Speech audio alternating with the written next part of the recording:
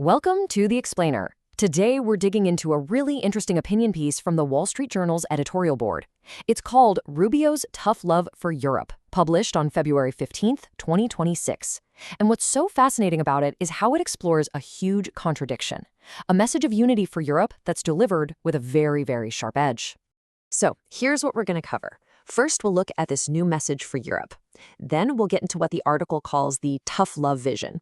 After that, we'll explore the so-called Reagan playbook that's apparently behind it all. Then, and this is the juicy part, we'll hit the big contradiction the article points out, before wrapping up with the editorial board's final take. Okay, so let's set the stage. The article kicks things off at the Munich Security Conference. Now, if you're not familiar, this is a huge annual meeting where world leaders all get together. And it's right here the article says that U.S. Secretary of State Marco Rubio gave a speech that really started to change the conversation about American foreign policy. Now, what he said was actually, surprisingly friendly, more conciliatory than a lot of people expected. He really leaned into this idea of a deep, shared history between the U.S. and Europe.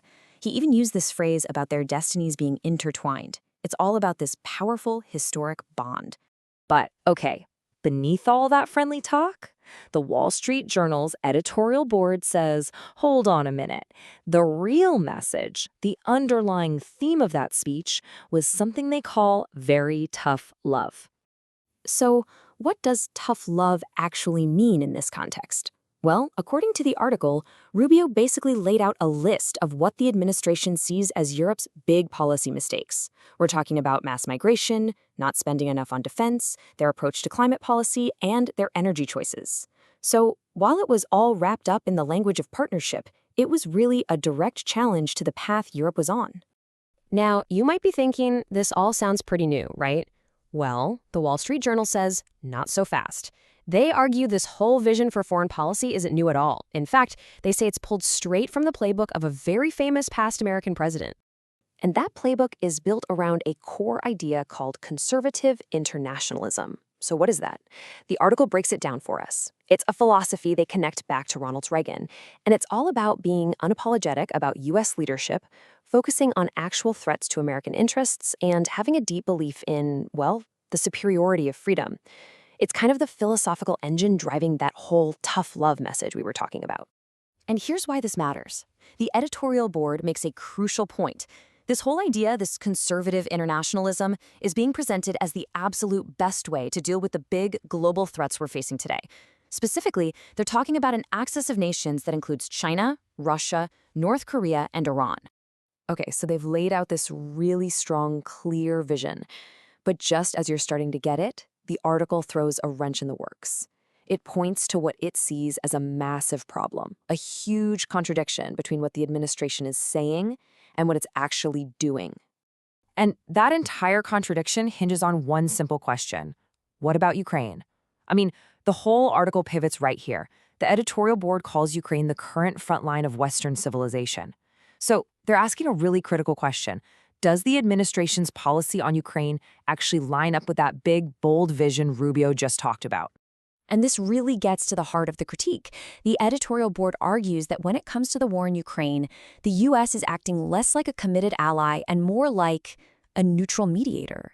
And in their eyes, that just completely guts the whole message of a shared destiny, right? It just doesn't add up. And to really hammer this point home, the article points to what it calls a contradictory travel plan. I mean, check this out. Right after giving this big speech in Munich all about Western unity, where does Secretary Rubio go next? Hungary and Slovakia. And the article is quick to point out that these are the two countries in Europe considered to be Russia's best friends. The optics are not great. So this clash between the words and the actions, this is what leads the editorial board to its final conclusion, its ultimate judgment on this whole foreign policy approach. And here it is, the article's powerful closing argument. They say, and I'm quoting here, Mr. Rubio's good words about shared values won't mean much if a rotten peace is imposed on Ukraine. Basically, they're arguing that if the Ukraine policy leads to a bad outcome, this rotten peace, then all those inspiring words about shared values in Western civilization, they become meaningless, just empty talk. So if you take away one thing from this article, it should be this. The editorial board sees what could be a really promising, historically rooted foreign policy vision. But, and this is a big but, They believe it's being totally undermined by inconsistent actions on what is arguably the single most critical issue the West is facing right now. And that really leaves us with a big question to think about, right? In the high-stakes world of global politics, do actions always speak louder than words? When it comes down to it, what really defines where a country stands? The ideals it talks about or the practical, on-the-ground decisions it actually makes? Something to chew on.